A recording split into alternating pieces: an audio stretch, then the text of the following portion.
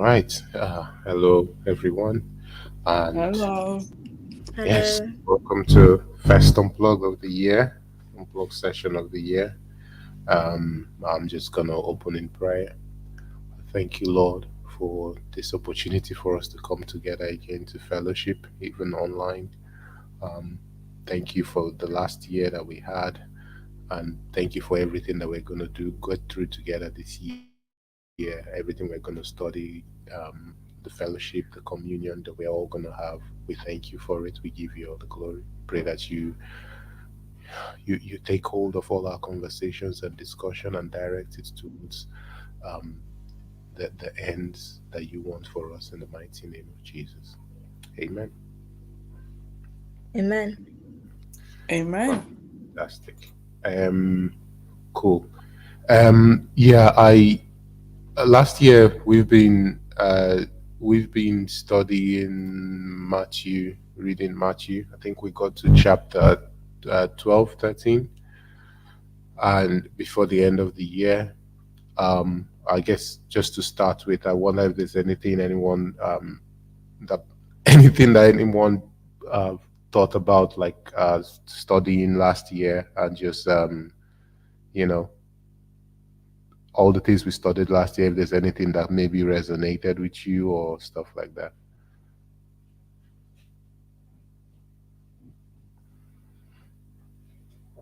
Anyone?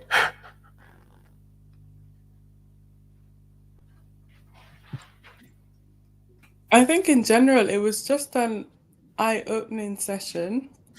And there are a lot of things I think that stood out at different points. Yeah. For example, I still remember about like being kind to others and having a good eye when we Mm, went through like all the Beatitudes. I think we just covered so much about Jesus' sermon and what he had to say, yeah. that about like just daily living as a Christian, and yeah, operating even within our society. And I like that we were able to link the different sessions back to our times and our lives and make it relatable. But yeah. Yeah. Yeah. Cool. Anyone else? Yeah, I agree with Trasan, and I think as well for me, understanding the context of everything that, what was happening at the time that Jesus was around, including like obviously the Jews and the Romans ruling and things like that. So just putting things into perspective also based on the context was very, interesting for me. But yeah. Cool. Fantastic. Yep. So, I know we've done lots of different recaps and stuff over time. Today, I think I just wanted to do a very different type of recap, really. Um, so there's this book called The Brothers Karamazov. Um, that's one random page cover for it. It's Russian literature written by uh, a very popular author, one of popular authors of classical um, times, called Dostoevsky. Um, the book is quite. It has a very obviously it's a very it has very Christian leanings inside the book, um, but inside of it there is an examination of Christianity, an examination of atheism. I think one of the things that the author does so well, better than most, is that he's able to like properly stand on the other side of people whose views he doesn't agree with, or stand on their side and like make the best argument for their case. Um, so one of the chapters in this book is very popular um, in its critique of Christianity, and one of the things that it uses in that chapter is the the three temptations of Jesus, um, which we read in Matthew chapter 4. And I just thought it would be a good way, rather than just doing a typical recap, it would be a good way to um, have a conversation about some of the things that we've read and look starting with the temptation of Jesus. The temptation of Jesus is one of the is something that is found in all the Gospels, if I'm not mistaken. I know it's definitely in Matthew, um, Mark, and Luke. Um, it's found in all the Gospels. Obviously, these temptations of Jesus were they nobody else was there when it happened, right? So Jesus must have thought it was quite important to tell the story to the disciples, and all of them must have thought it was quite important that it was included in the in the gospel narrative. So I think it's something I think is quite important for us to actually use as a starting point for having a recap of of uh, of what we've been reading, and it will also give us an opportunity to talk a bit about humanity in light of Christianity, and to also help us examine ourselves, examine the church, and also help as a launch pad as well, maybe some of the conversations to what we are going to be reading in the chapters that come next, in the coming sessions that we're going to have at Unplugged. Does that make sense? Yep, sounds good. Yeah. Yeah. I don't know if anyone can help in terms of reading. We're just going to read Matthew 4, just the temptations of Jesus up to 11, so that we can get a good context again. I guess I will ask Roberta if you can help. Okay. Yeah. So starting from From verse 1. Yes, 1 to 4. 1 to sorry, Okay. 1 to 11. 1 to 11. Okay, I'll just read what you have. Thank you. Then Jesus was led by the Spirit into the wilderness to be tempted by the devil. After fasting 40 days and 40 nights, he was hungry. The tempter came to him and said, "If you are the Son of God, tell these stones to become bread." Jesus answered, "It is written, man shall not live on bread alone, but on every word that comes from the mouth of God." Then the devil took him to the holy city and had him stand on the highest point of the temple. "If you are the Son of God," he said, "throw yourself down, for it is written, he will command his angels concerning you, and they will lift you up in their hands, so that you will not strike your foot against a stone." Jesus answered him, "It is also written, do not put the Lord your God to the test." Again, the devil took him to a very high mountain and showed him all the kingdoms of the world and their splendor. "All this I will give to you," he said, "if you will bow down and worship me." Jesus said to him, "Away from me, Satan, for it is written, worship the Lord your God and serve him only." Then the devil left him, and angels came and attended him. Fantastic. Yeah, cool. So, I guess we're clear, and this is stuff we've heard many times before. I just wanted to read, I just wanted it to be fresh in our minds. So, with that in mind, I'm just going to give a quick recap of what the Brothers Karamazov is, and then I'll give a quick recap of the story in the Brothers Karamazov. Then we can delve into this particular chapter. I don't know if anyone had a chance to maybe read it, listen to an audio version of it. There's loads of it on YouTube. Anyone? Yeah, I listened to one of the YouTube versions. Yep, fantastic. I will go. Okay, so just to give a context of the book, and then I'll just set the scene of where we are.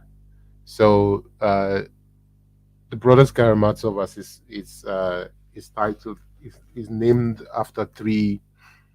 Uh, is a life of the story written by Fyodor Dostoevsky in what year was this now? About 1880 something. Um, I think the book was completed just a year or two before he passed. So this is 1800s. Obviously, that's the setting in Russia, and he's kind of seeing the where life is leading to, and the kind of talk of that has been going on in society. So his writing is kind of almost some people will say some of the things he wrote in the book are kind of prophetic because of what we see happen afterwards in Russia and in Europe in terms of communism, fascism, Nazism, and all this thing, and the role where the church sat in all these places. Um, they are very Russia is they are Orthodox Christians. I think they still are till today, and Dostoevsky himself was Christian. So if someone comes halfway through this conversation, it might seem like a weird conversation to have on a Christian platform, but I think it's quite important for me to say he was Christian, and he's using this to examine a lot of the things that Christianity has not done right, or some of the things, issues with Christianity and the way where the church is, and basically where the church was in terms of the society. All right. So the story is about three brothers. They're kind of pictured there, and their father. Sorry, just 1 minute. I've got a heavy feedback in my headphones.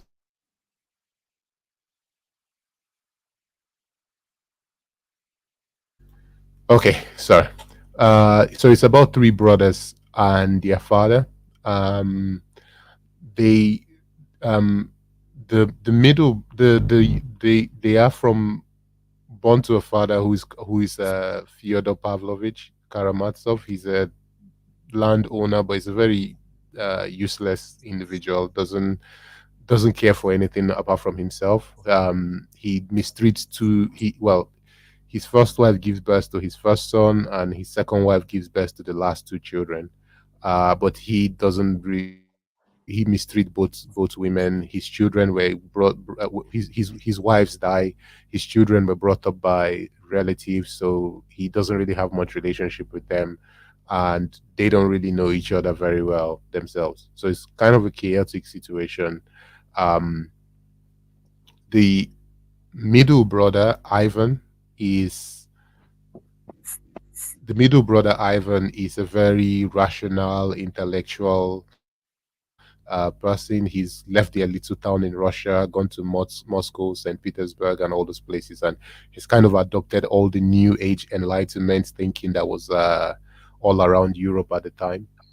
Um, the youngest one, uh, Alexei, or also referred to as Alyosha, he's just loved by everybody, and he has gone into the monastery, so he's become a monk, and he's learning from this very wise sage elder monk called Father Zosima. So that's kind of the brief description of each of the characters. So the particular chapter that we are just going to use is a setting where the youngest one, Alyosha, and the middle brother Ivan, who are of the same order, they don't know each other. They've been brought up by relatives, and they don't really know each other very well. So they are meeting in a tavern, and the middle brother Ivan, he's an atheist, and he's gonna have he's basically been noticing that his brother wants to have a conversation with him about Christianity, about religion, about faith. So he essentially sets up this meeting to say, okay, let's have this conversation about faith. But he spends most of it talking and giving his ideas about why he doesn't believe in God and why he doesn't accept Christianity. Everybody with me so far? Which one's the atheist? The older one? Yes, the second brother. So the first, for our purpose, the first brother is not involved in our purpose that we're discussing today. Oh, The okay. middle one is Ivan. So basically, this picture, the guy on the left is the monk. He's the youngest, and the Ivan is the middle one. He's the rational one who has been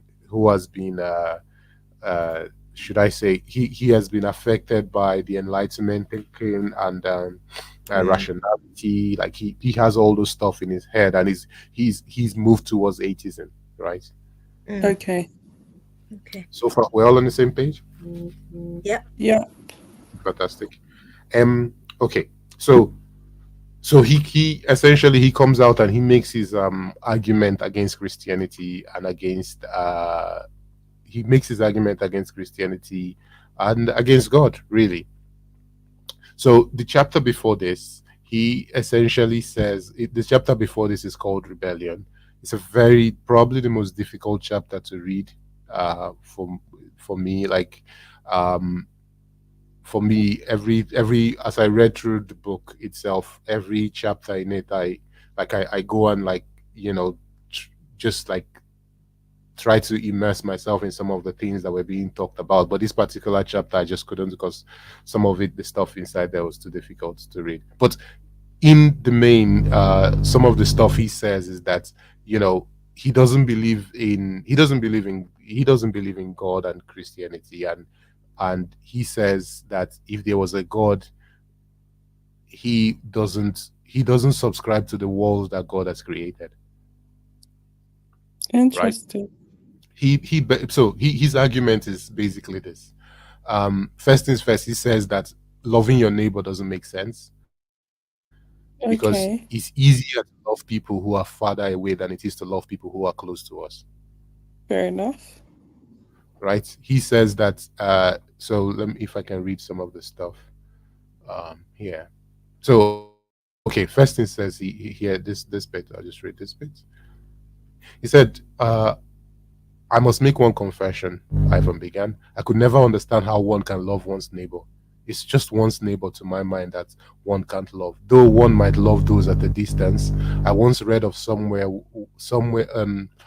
I once read somewhere of John the Merciful, a saint, that when a hungry, frozen beggar came to him, he took him into his bed, held him in his arms, and began breathing into his mouth, which was putrid and loathsome from some awful disease. I'm convinced that he did that from self-laceration, from the self-laceration of falsity, for the sake of the charity imposed by duty, as a penance laid on him. For anyone to love a man, he must be hidden. For as soon as he shows his face, love is gone. You guys get the point he's making? Not really. People are difficult to love. Yes, but it's easy to love people who are far away from you. Immediately somebody shows their face, it becomes much more difficult for you to love them. Okay. Yeah?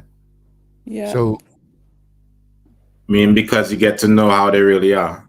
Because you get to know how they really are, then it becomes difficult to love them. Like he says here that let me read this. One can love one's neighbor in the abstract, even at the distance, but at close quarters, it's almost impossible. For it, if it were on the stage in the ballet, where if a beggar came in, they wear silken rags and tattered laces and beg for alms, dancing gracefully, then one might like looking at them. But even then, we should not love them. But enough of that. I simply wanted to show you my point of view. Okay. So he's essentially saying that, obviously, again, he's making that point. It's difficult to love people who are close to you. Okay. Right? Are you reading Russian? No, I'm not reading Russian. Why does it look like that on screen? Of course, it's not Russian. Could you zoom in a little bit, Sam? Yeah. Sorry, I can't read Russian. Okay. Thanks. Yeah. So again, just to put his another bit of his point, he says a man is rarely able to admit another's suffering, as though it were a distinction. Why won't he admit it? Do you think? Because I smell unpleasant, because I have a stupid face, because I once trod on his foot. Besides, there's suffering and suffering, degrading, humiliating suffering, such as humble me, hunger, for instance. My benefactor will perhaps allow me, but when you come to higher suffering for an idea, for instance, he will rarely admit that, perhaps because my face strikes him as not at all what he fancies a man should have who suffers for an idea. So again, that's the point. People come when you come close to people, they see your face, they do this, that, and it's like, nah, it's just impossible to love. So he says that the love of Christ itself is a miracle. He just can't believe that it's possible to love people who are close to you, people whose face you can see. And again, you can see this idea manifesting itself, right? Is sometimes people are so happy to uh, they're so happy to give charity to people that they don't see, but the people who are right there in front of them in their streets, they are cruel to them. This is something we've all experienced. No, maybe we've been involved in it ourselves. I don't know what you guys think.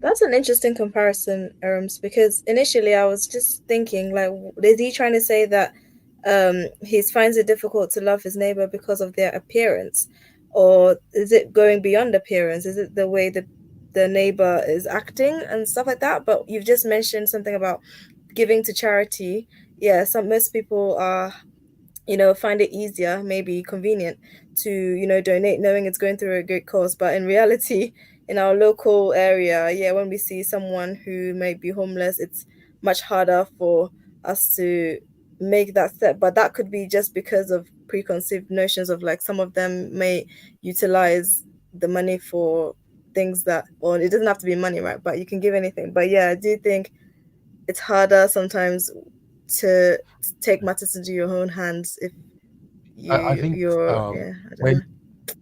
when when people are right in your face, it's not just Mm, about what will I say? It's not just about love in the abstract, right? It's now love, mm. like there's an interpersonal relationship that Confrontational. not necessarily confrontational, but in a sense, the person is there, like the person, like, okay, Mm, when I give money to charity, I give money to the Red Cross, or I give money to this, or give this charity, or give to mm, some aid or relief. um mm-hmm, there's no face to where my money is going, but I get that good mm. feel, I get that good what do you call it, I get that Feeling, yeah. that warm fuzzy feeling of reward feeling, or there's Mm, a an emotional reward in my head that yes, I've done something good by giving this money to charity, right? okay. But Perhaps, when yeah. somebody is right there in front of me that needs something of me, it becomes harder for me Mm, to show love. That's what he's the claim he's making. It becomes harder to show I love, right? see. The person smells bad, the person says this, the person was mean to me last week, the person didn't smile, why should I give him money? Like, there's so many of those Mm, dynamics that are coming to play, because the person now has a face, has a personality, has a character. And mm, right, so again, just to go back to what we've been reading in Matthew, uh the love that we talked about in that Jesus is, or the Christianity and the community and the love that Jesus is talking about in Matthew, is the love where people have faces, people have personalities, people have characters, people are good, they are bad, they are mean, they are this, they are that. Do you understand? I understand. Yes. Thanks for explaining it. Right. Okay. Now that I've explained it, what do you think about the point? Do you agree with him? Do you disagree? What do you think? I'll let someone else have a go. Okay, fair.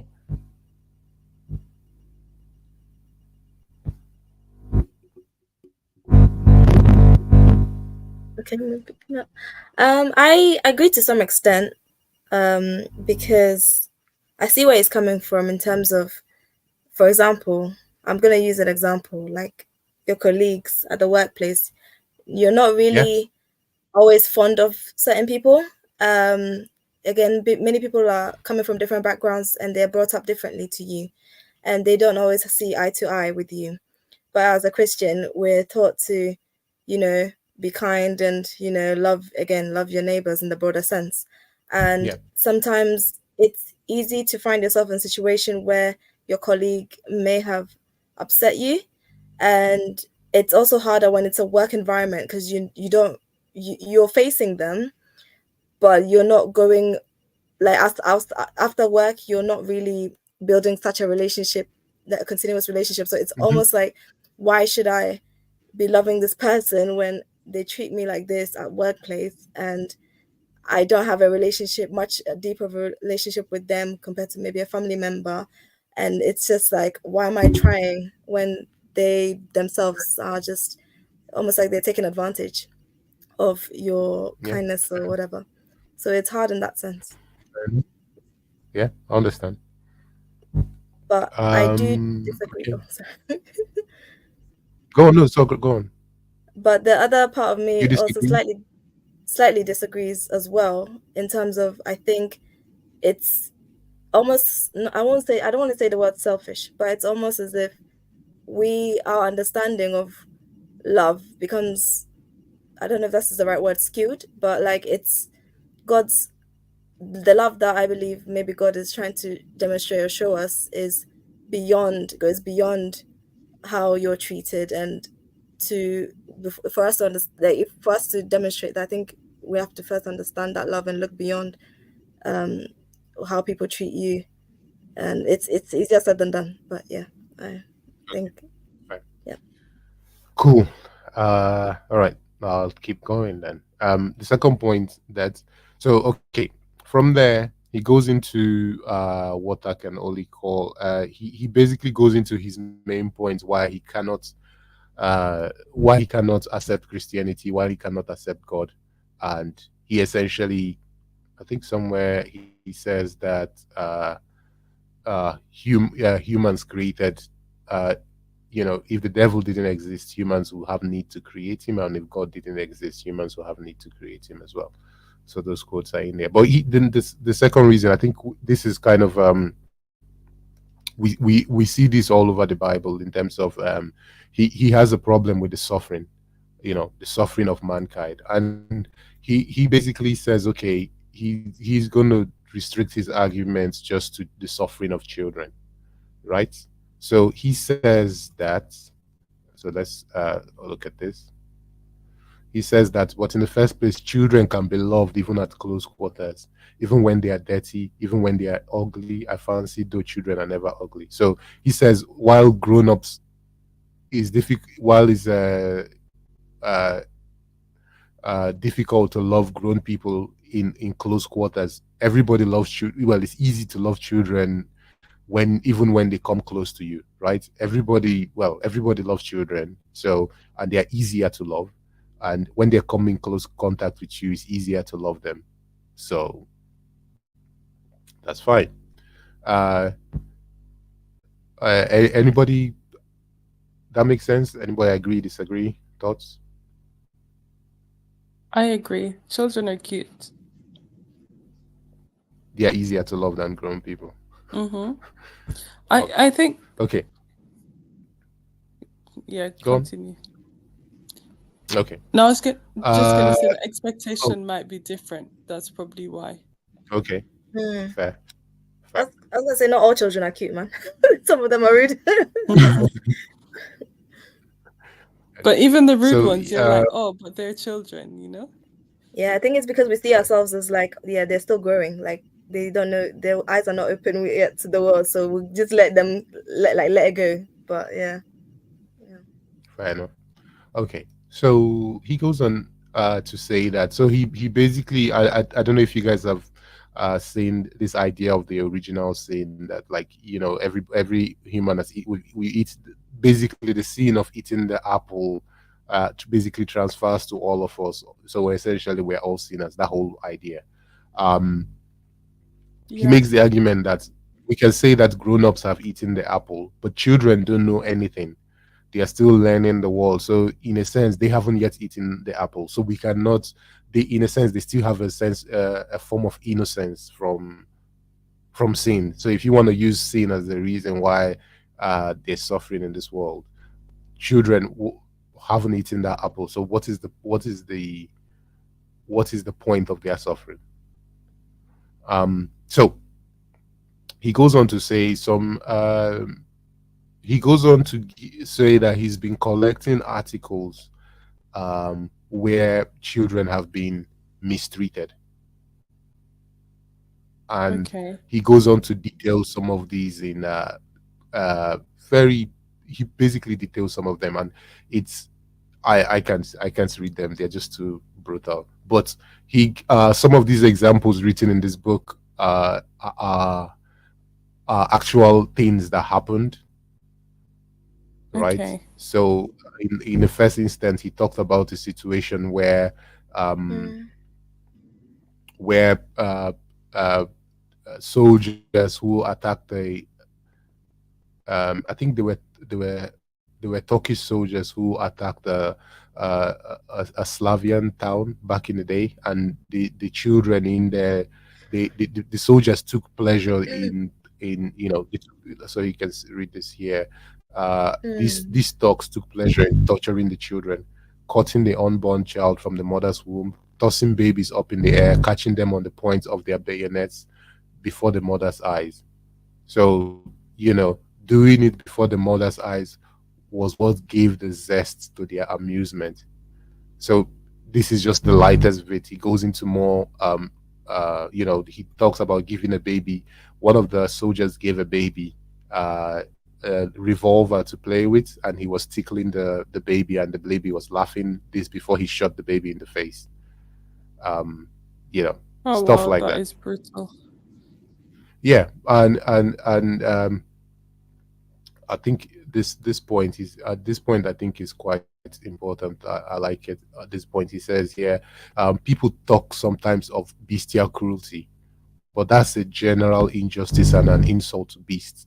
A beast can never be so cruel as a man, so artistically cruel. The tiger only tears and gnaws. That's all he can do. So again, animals are not necessarily cruel. They're only doing it for to hunt for food, or to for a certain what would you call it? There's a certain reason why the animal is doing what it's doing. Human beings, we do cruelty for fun. Animals don't do cruelty for fun. So when you call an animal a beast, you're being unfair to beasts. That's the point he makes. Okay. So he makes those claims. He uses the suffering of children to talk about why he goes on and on and on and on, and lists so many that are so difficult to they are too difficult for me to talk about. And we're not. This is not the main chapter that we are. This is not the main chapter that we're looking into, right? But he basically says that even if he basically looks at the suffering of this world and says, well, he doesn't care. Any god that will create this world, and basically, there's no amount of good that is in this world that can justify the suffering, and he doesn't want to believe or accept or worship a god that will create this world. I see. Yeah. So if I can read this bit, he says, no, first that. Yeah, I'll just start from here. It's fine. So he's basically talking about the, oh, right. So let me just say, yeah. He says, so this is after he talks about the suffering of a child who had been tortured, and awful things had been done to that child, and he says, but the sufferings of a tortured child has no right to forgive. She dare not forgive her torturer, even if the child were to forgive him. And if that is so, if they dare not forgive, what becomes of harmony? Is there in the whole world a being who would have the right to forgive and could forgive? I don't want harmony. From love for humanity, I don't want it. I would rather be left with the unavenged suffering. I would rather remain with my unavenged suffering and unsatisfied indignation, even if I were wrong. Besides, too high a price asks for harmony. It's beyond our means to pay so much to enter on it. And so I hasten to give back my entrance ticket. And if I am an honest man, I'm bound to give it back as soon as possible. And that I am doing. It's not God that I don't accept, Alyosha. Only I must respectfully return him the ticket. So he's basically saying this world, if God is indeed the creator of this world and God has created this world, then I don't want to be part of it. I don't care about the redemption. I don't care about the forgiveness. I don't care about anything that God has put in place to redeem man or anything. The suffering is just not what all of this. So he returns his tickets and doesn't want to be part of it. That's the point he makes. And then his brother then brings up, what about Jesus? And then he says, oh, he then tells him about a poem he's written called the Grand Inquisitor. It's a ridiculous thing, but I want to tell it to you. Okay, cool. Just setting up the basis, and then we'll go to the chapter the thing that we're looking at today. All right. Everybody with me so far? I know this is a bit weird, but yeah, definitely, I'm engaged. Just want you guys to think through some of the things that are being said, and then okay. So now, the Grand Inquisitor chapter. So he says this thing. It's called a poem, but it's not a poem. It's just something. So I'll try and expand this one as well. Can you zoom into this one as well, please? Yeah, thanks. Yeah. Okay. So I'll still pick out some bits in it, but so the idea here is that have any of you heard about the Spanish Inquisition? No. No.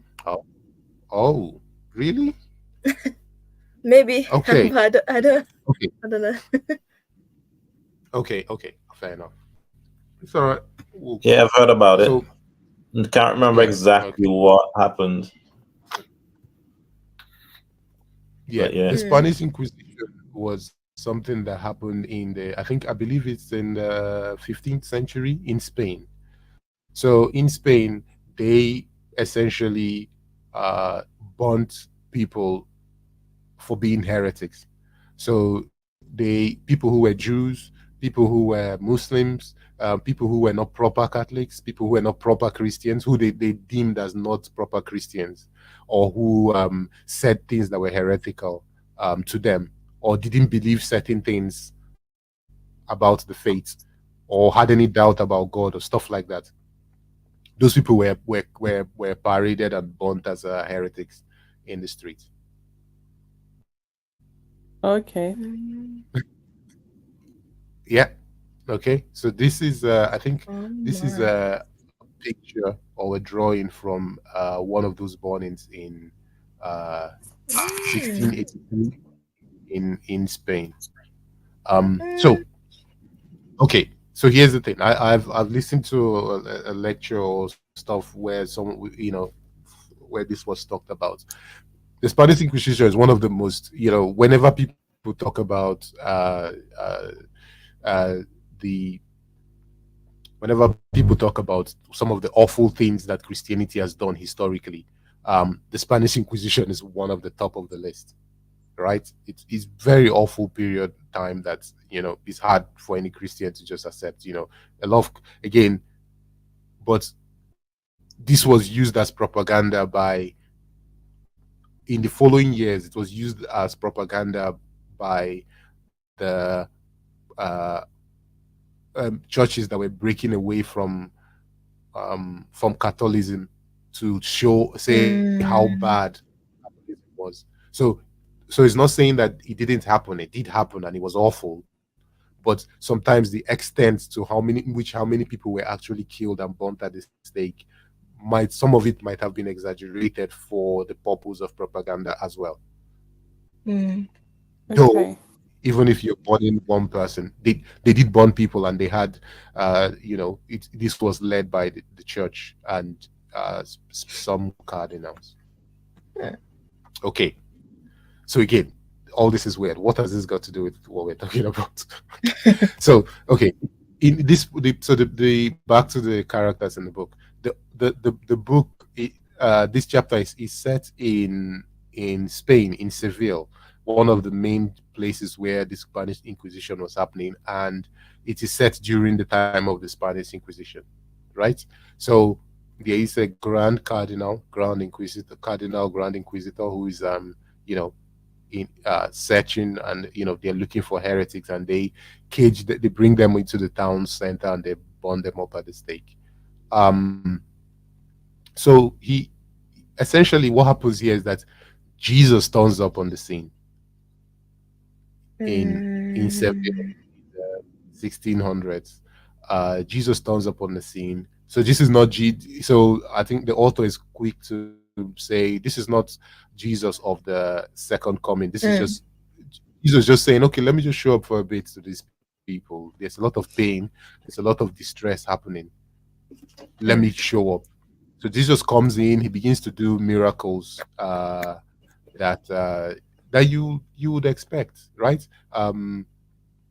He comes in, he gazes in compassion at a girl a mother whose child had died, and he raises her from the dead. Like he begins to do things that people expect of Jesus, and everybody recognizes. Just for the sake of this exercise, everybody in the town, everybody who sees him recognizes that this is Jesus, right? So just Mm-hmm.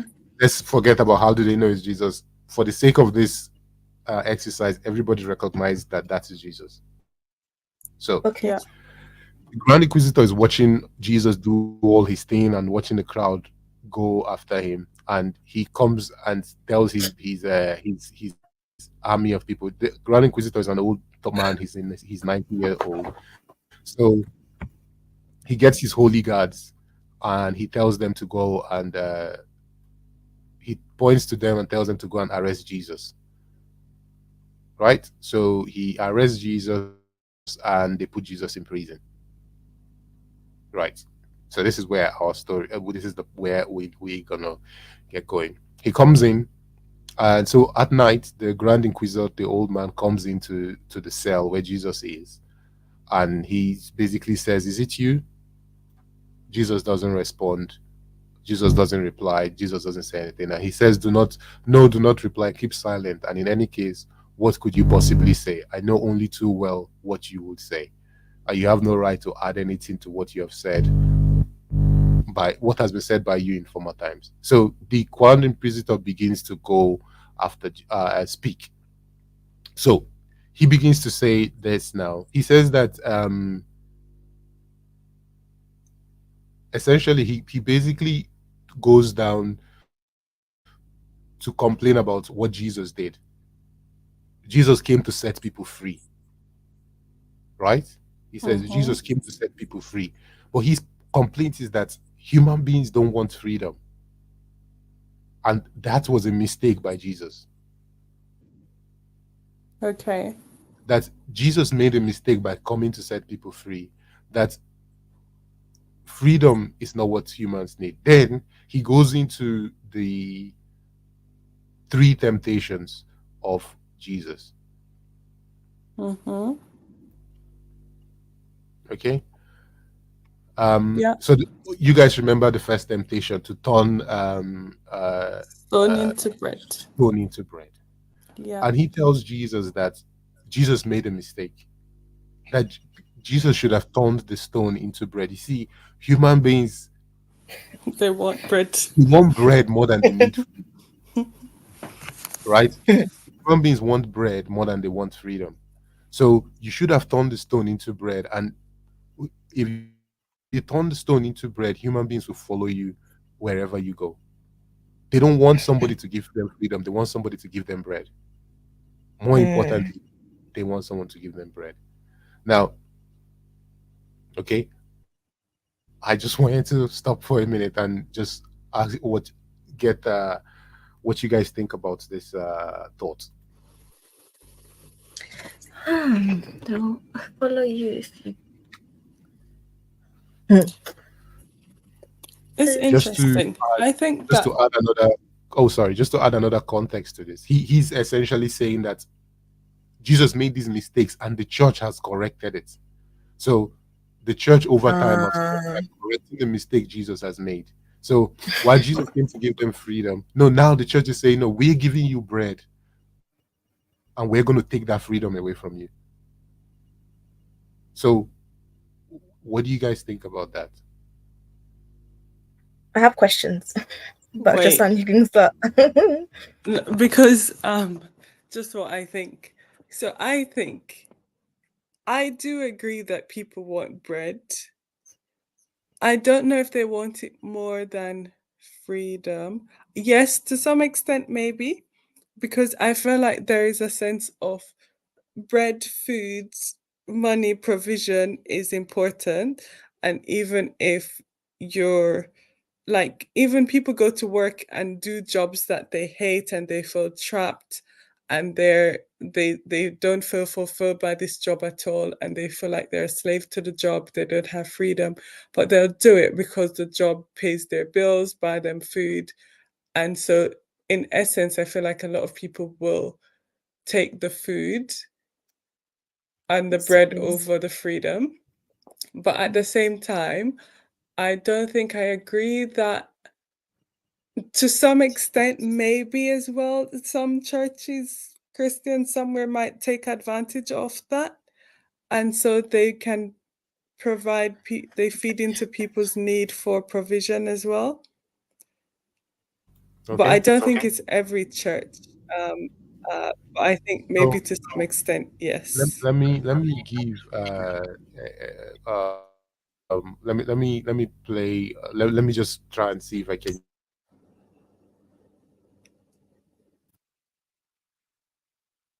Hello? sorry, I was speaking on mute. Okay, so let me see if I can speak from that point, the other side of things. Like, um, what is I would say, like, what is the difference between a lot of times if I look at a lot, again, not any particular church, but the church in the whole, like Christian communities as a whole, and the difference between Christian communities and non-Christian communities, in the sense that a lot of times let's use bread to say our desires, right? Because the devil comes to tempt Jesus not at the beginning of the fast, but for 40 days later, right? Jesus is hungry at this point. And clearly Jesus acknowledges that man needs bread, right? But he says, man shall not live by bread alone, but by every word that comes out of the uh but by the word of God. So there's that acknowledgement that okay, we do need bread. And if I use bread as a thing of our desire, our needs at certain points, sometimes I feel like in a lot of senses we are in our a lot of times you can go to several churches, you can see this in churches online and in different places. Our worship of God in those churches are focused based on what we need and what we desire more than anything else. Like a lot of times people are jumping and celebrating and doing this in church not because they have done any great movement to help move humanity or make any lasting change in their community, but for the things that their desires and their needs being met. Sometimes you can look at our churches, and a lot of churches are doing this. Like, you come here, God is going to provide your this. Like, that is like the banner and the advert that gets people to troop into those churches, Yeah. right? But that's is that not that's kind of the argument I would say that he's making here. I agree. I just think that it's not all churches, that's all.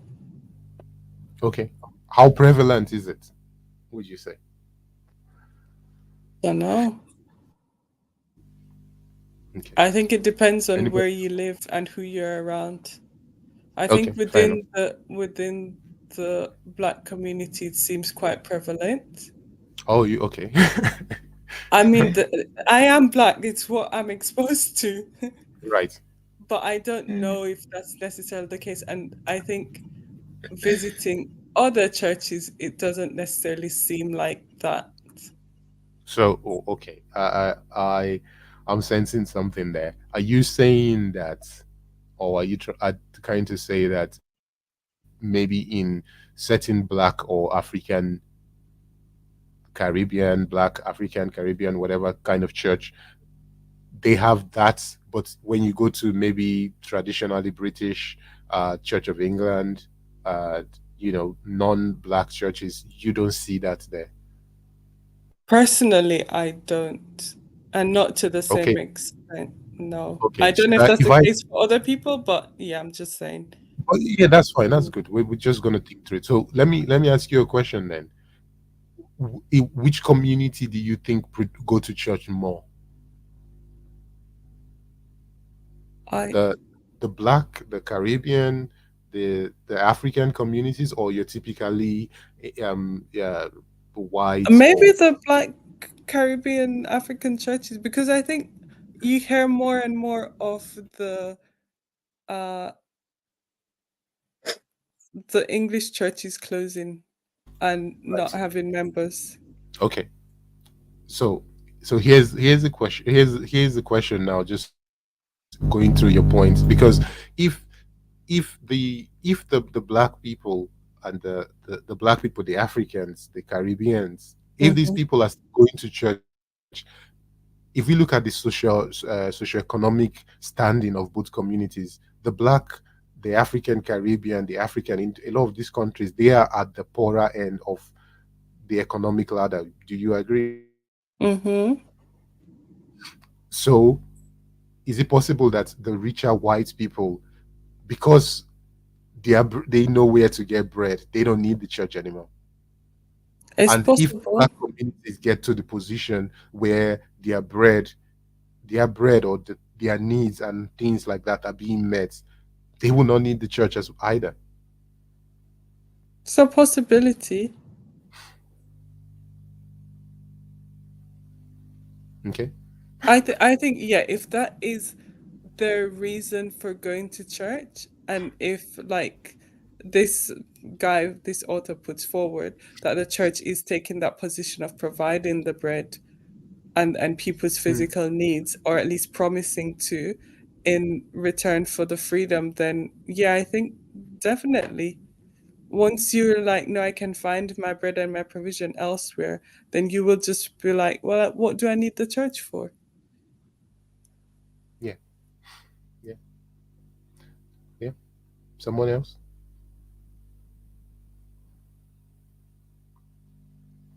I want to hear Anybody? from Vondel. Okay, go on then, please. Oh, he's not there. Is it not there? I'm not sure. Maybe he's not What's ready that? to Sorry. share on this. No, Roberta wanted to hear your thoughts on this. My thoughts. Yeah. Um, I mean, just going back to the whole concept of bread for freedom. It's a concept that's been explored in many a film. We've seen loads of films that kind of portray that, where the society is run by a totalitarian regime, and they if you don't adhere to whatever rules are imposed, then you don't get to eat, or you don't even Mm-hmm. get to work to eat, Mm-hmm. and that kind of stuff. So that concept has been explored in many films and shows and TV shows over the years. In terms of the church, in um, these writings where it talks about the church correcting Jesus's mistake, that taken away freedom to in order to give people bread. Um, I think that sounds like somebody's um, misconstruing, or maybe deliberate misconstruing of the scripture, or the whole concept of what Jesus was trying to do in order to gain power over people. Mm. That's what that scenario sounds like. And then trying to portray, making it sound like they're correcting a mistake. Mm. Mm. Yeah, that's what my thoughts so far, Mm. because Jesus gave bread as well, Mm. Mm. Yes, Jesus. Mm, as well as freedom. So they mm. should never be mutually exclusive. They can be mutually inclusive of each other, to give freedom and to give bread. Because sometimes giving bread means freedom for somebody. Mm. But Do you here's the think then that the church mm. gives freedom and bread? Do you think that's what the church is doing? I think that if Christianity is done right, then that's what should be happening. Yeah, because I was gonna say, if that's the case, why doesn't everybody go to church? Why aren't everyone rushing to churches? If people are getting freedom and getting bread, surely that will entice other people to like want to go as well and get the same thing, right? I mean, to simplify, to only think about the church in that way also Mm. opens it up to so those people who don't need bread from the church, then they'll say, then we don't need the church, which Right. right? which has So happened over the years. Like church attendance in the Western world is dropping by the Yeah. minute, right? The places that predominantly go to church are the ones that are of on the lower socioeconomic ladder. So yeah, so it's Mm. because people have reduced church, or the gathering of the saints, or the ecclesia, to a place to get bread. Whereas Mm. one of the reasons why Jesus pushed freedom even more than bread Mm. was because whether you have bread or not, true freedom is what humanity, hang on, princess. True freedom is what humanity really needs, and it doesn't matter if you are rich or poor. mm, Freedom isn't necessarily to do with money or how much resources you have. mm, It could be in your own mind, freedom, um, free from simple thing as anxiety, or emotional turmoil, yeah. which money and bread probably may not necessarily solve, but a relationship with a God who created the universe probably can solve that. Yeah. Yeah, perfectly well argued. I think as well, one of the things that the Grand Inquisitor in this thing says is that, you know, yes, man, Jesus has given us freedom from, in Christ we talk about salvation, right? We are freed from all the things that we are enslaved to, right? We're freed from all the of being slaves to our own desires. We are free Mm. from being slaves to everything. But I mean, even in Jesus's response, man shall not live by bread alone. There's an acknowledgement that we need bread, but Yeah. Mm-hmm. man is not, you cannot explain the totality of man based on just rationality alone, right? So Right. I give an example. I've talked about this before. Like there's this, we see people from some of the poorest and most deprived places in the world Yes. that don't have Yes. anything, and you wonder, wait, they don't have the kind of high suicide rates that Mm-hmm. some places in other parts of the world which have a better living standard do. There's a story. There's a guy who I've talked about before. He's like a world famous. He was a world famous chef, traveled around the world, cooking in some of the amazing places in the world, meeting some of the most interesting people in the world, Obama, Dalai Lama, just all that stuff. But he then committed suicide. He's rich, successful show, international syndicated shows and stuff like that. Now, if on paper, if you put what that man has and you compare that to what somebody from from a deprived part of the world has, of who's living a deprived existence, you're asked which one of these people would you think will commit suicide, you would not say is the guy who has everything, right? Or every material thing. So that explains that, okay, the man is not just dependent on and his material needs and desires being met. Yeah. Right. So Yeah.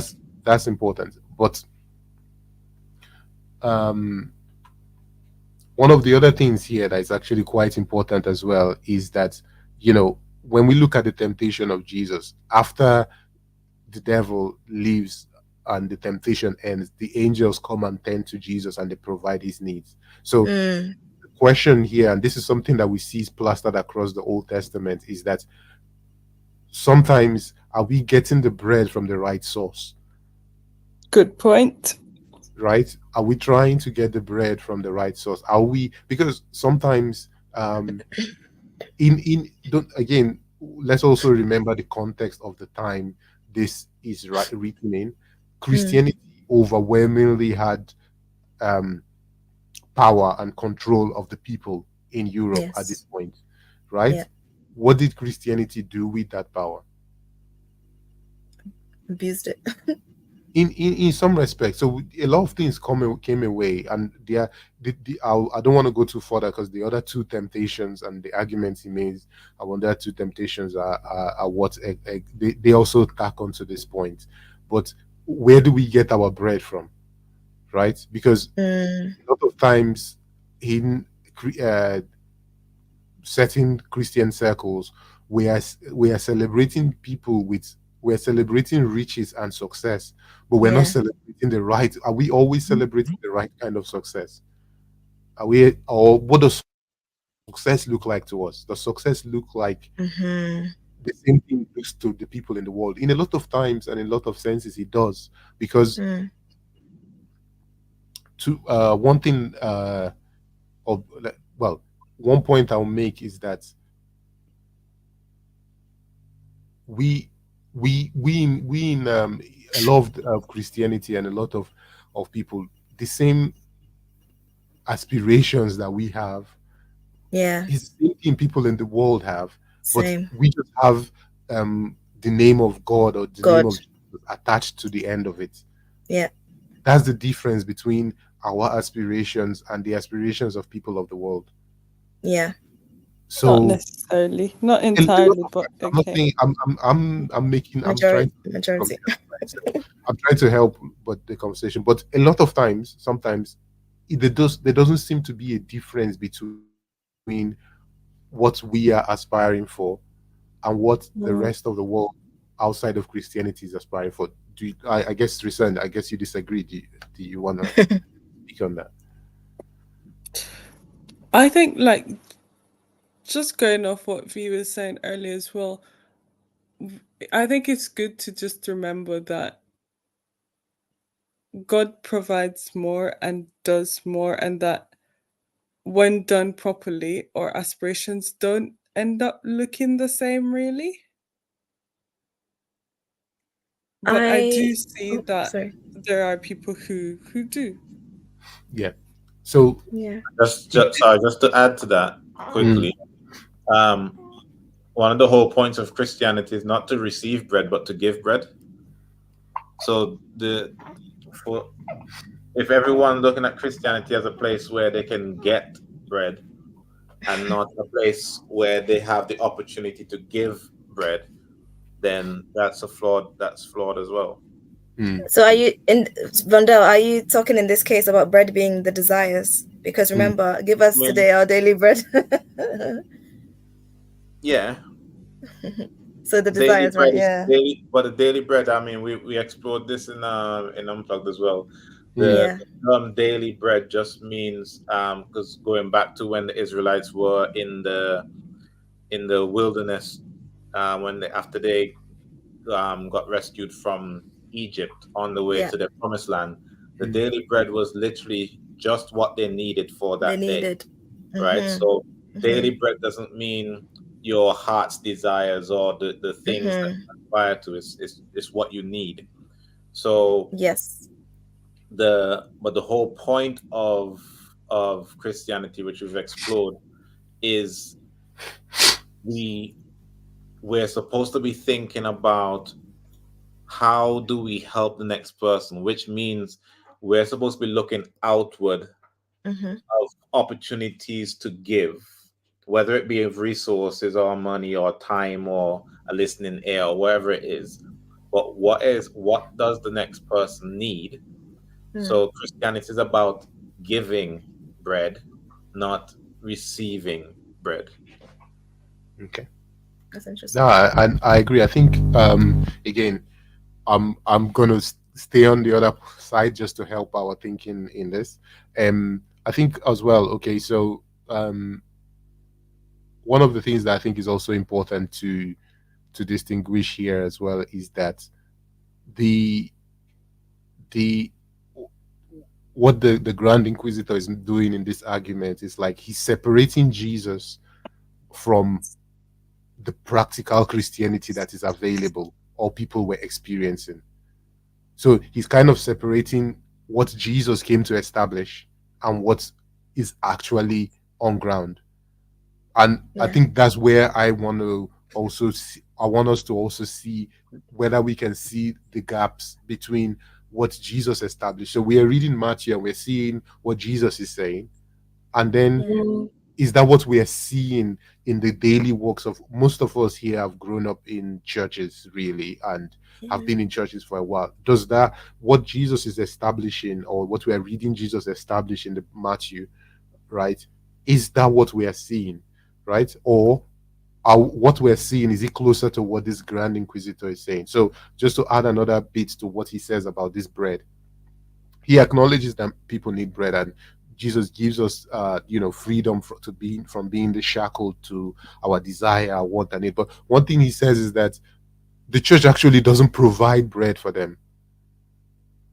The church just takes the church doesn't provide bread for them because of the freedom man has, right? God doesn't force us to be to God gives them the choice, the freedom to choose good or to choose evil. He says that that freedom, Jesus not enslaving us or holding us captive or to himself, that freedom, every time man will always choose evil. And because man chooses evil, man's bread will forever keep getting turned to stone. So what happens is that this church essentially takes the stone that man has turned to bread and turns it back to gives them back bread. So essentially, or takes the bread from them and gives it back to them so that the bread doesn't turn into stone. Because again, as we've talked about, if we look at the order of creation, um, man is not created, then the oxygen man needs to breathe is created after that. That doesn't happen. Man is not created and then the water man needs to drink is created after that. Man is not created and food man needs to eat is created after that. Everything man needs to survive is created before man is created. The needs that we have as a human being has been created. The reason we don't have enough is because of other human beings and because of the freedom other human beings have, right? Yeah. So we are the reasons we as human beings are the reasons other human beings don't have, right? So Yeah. God, the freedom that God has given us and not enslaved us. And now in this time period, the church, it was like, uh, you know, using um, means of they're burning people at the stake and all that thing because they wanted to control people and force them towards a certain form of thinking and ideology. And then if they do that, then maybe to be easier for everybody to have bread, maybe to be easier for everybody to have enough. So in that line of thinking, what do you guys think?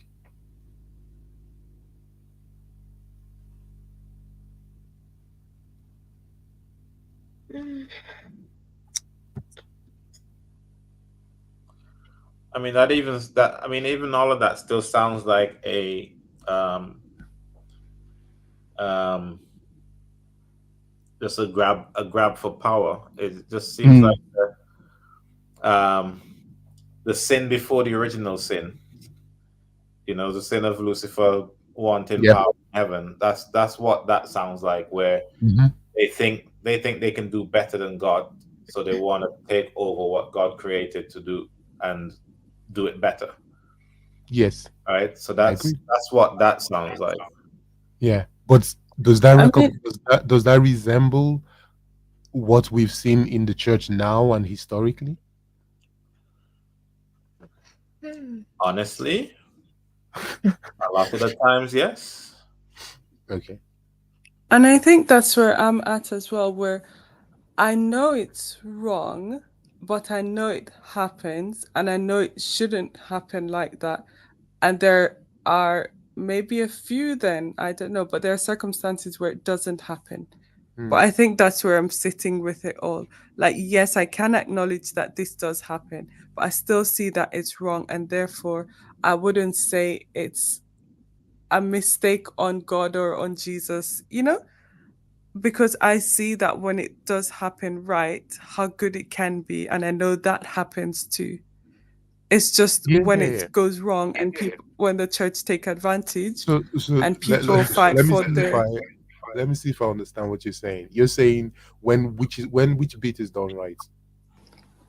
What the When church the when the when church does what Jesus when the freedom God that we have through Jesus and all that, when that is goes right, or when the church tries to control things towards or when some religious establishment try to control people towards the way that they want them to go.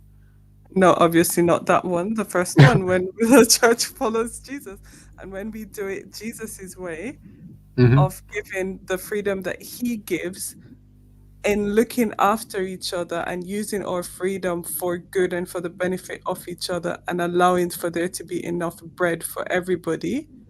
That is beautiful when it's done. Yep, I agree. But I know that a lot of the times what happens is the opposite, where the church, like you say, the second bit, the institution or a religious group then takes that freedom and use it as an opportunity to enslave others in order for them to get bread. So they use it as, to get bread, you need to then sell your freedom to us. Yeah. That I'm not. happens a lot too. I'm not sure I'm following much. So, what, can we be specific? Like, can we give an example of how these churches or religious leaders they are, um, you know, using the power to No, well, enslave? I don't know. I'm trying to so understand. if I want, not necessarily just even starting today, like, um again, let us start historically. So some of the things that the church in Europe has done, and Okay. in again, in fact, I think all of us here are African. So let us even, I think that's probably the easiest example. All of us have well, African heritage, Caribbean heritage. So we have understanding of the colonial period and all that went on in that period. Now, one of the saddest part of it is that churches were involved in that, Right. right? And they were able to convince people in Europe that this was good for the Africans. I see. While what did he do? He enriched the Europeans, right? Taking the Right. resources from Africa, taking resources from the Caribbeans, while making their lives difficult. I And a see. lot of the churches and Church of England, all those kind of churches, Yeah. the Lutheran Church in Germany and in uh, you know in some of the other countries in Africa, in Europe, they co-signed this and they went along with this, All right. right? Mm-hmm. Being able to make all these claims using Christianity. Now, obviously, we know that this is not correct Christianity. Of course, it isn't. Mm-hmm. But Mm-hmm. these things happened. Mm. So Is that that a is good kind of, example for you, Roberta? yeah. Is that a good example? No, that's really good. Yeah, thanks. Yeah. That's a good And example. and again, to this in this day and age, let us let us the example I want to use is terrible, but it's a popular example, and I think um, it is the most documented example, or the let's look at possibly the most, what would I call them now? The most televised Christian country. Should I call them the most televised, or the Christian country that has the most the biggest megaphone? The Christian country that has the biggest megaphone. Mm. Does that make America. sense? America. They are the biggest. They are the Christian country with the biggest megaphone, right? Now, just Yeah. look at a lot of the things that we see there and how that is being used. So we see Private people jet. in churches supporting. Let's leave there. But there's a whole gun industry there that is being Mm. propped up by Christian and the evangelical movement. Now, What? how these two things go together makes no sense. But you see them going Bible and guns, because they have a desire. Now, there is a whole profit motive around the gun Mm. industry that these people have signed into, right? I But they are see. able to feel this desire of, okay, no, you need, we can't let you. Nobody's going to take your guns away. Da da da da da. But then Mm. we see the evil that is being perpetrated on the Done. masses, with people getting killed and all that stuff. Yeah. But for some reason, this evangelical movement, they're still going ahead with it. They're still going along with it, brainwashing their own people, and Hmm. people talking about guns and Bible and guns in churches. Mm-mm. So the biggest supporters of owning guns and using guns, irrespective of the harm it is doing on children and this and that, is the Christian movement. Wow, That's crazy. that's mad. Yeah, exactly. We are the ones that are meant to sacrifice our rights, or our give up our rights, sacrifice our rights, so that somebody else can have a better life, right? Yeah. As Paul would say, if I use the example that Paul has set in First Corinthians, me owning a gun is not worth one child losing their life. My desire to own a gun is not Mm. worth a child lose. So if me Exactly. giving up that right means that kids will no longer get shot in school, as a Christian, I should jump at You that. should do it. Yes. But we are not this. We are in a situation where we parrot our desires ahead of Desires.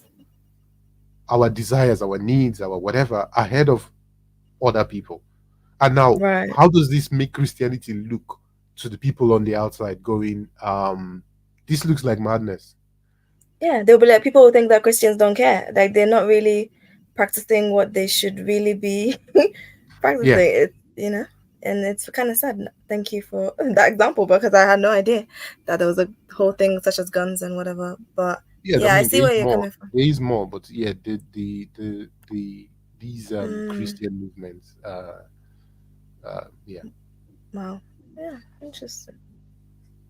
Yeah, I think, yeah, from what I've gathered from this, the conclusion I've decided is we should just, it's hard, it's easier said than done, but like relying on God's provision to sustain us day by day, and in doing so, we, like Vandel was saying, we should be giving, be able to bless others in our community, and rather than chasing it, again, like I said, it's easier said than done, because in the society that we live in today, the success is usually measured by how much you have in general, and people are trying to strive for that. You ask yourself, okay, why are you going to work this 9 to 5 job? Not just to keep the lights on, not just for your family, but there is a desire out there, like you want to at least achieve something for yourself and for the family that will come, after that. And that usually is linked with your own desires. And people, again, you go to church and they say, oh, you want to be blessed, you know give you gives this and we'll be blessed. I'm just giving an example. This is not just something, but like, and using like in poorer countries, people who don't have much, they go to church, they're also misled by certain teachings or practices, and that cause them to remain poor or remain in that mindset of like not being free. And it's very sad. I think we should all just, they should push out more of the thing of relying on God's daily provision just to keep us going and to be able to give to others, but not just trying to reach for more than you think what you think is good for you might not always be good for you, kind of vibes. Yeah, I mean, just to add one more bit to that is that, like, you know, a lot of the times when you go to churches, like there are churches, and one of the things that I find is that you listen to a lot of theologians and a lot of Bible teachers and things like that, and they're every day they're studying and they're trying to learn and understand the scriptures better so that they can teach it better, right? And sometimes they are horrified when they learn something new and they realize, oh my god, I thought something wrong ages ago. And sometimes that happens to me. Like I remember, oh my god, I said this and I know better. Like, I remember, I read a book recently about the whole Abraham and Isaac thing, and that made me like cringe at some of the things I'd said before about the whole Abraham thing. But that's for another thing. But one of the things is, like, there are some churches or places where almost like if the people are willfully taught the wrong things about Bible so that it will affect what the church wants to get out of them. Do you understand what I mean? Yeah. Yes. We Yes. see things like we've talked about the woman in Luke. I think the stories in Luke and Matthew, who gives her last coin, and how that historically has been used it has been used a lot in what do you call it, tithe and offering, right? To persuade people to do what the church wants them to do, and to think about tithe and offering in the way the church wants to think about it. And then obviously we can talk about other practices, but one of the things, even in terms of giving as well, one of the things that the New Testament plainly establishes is that freedom.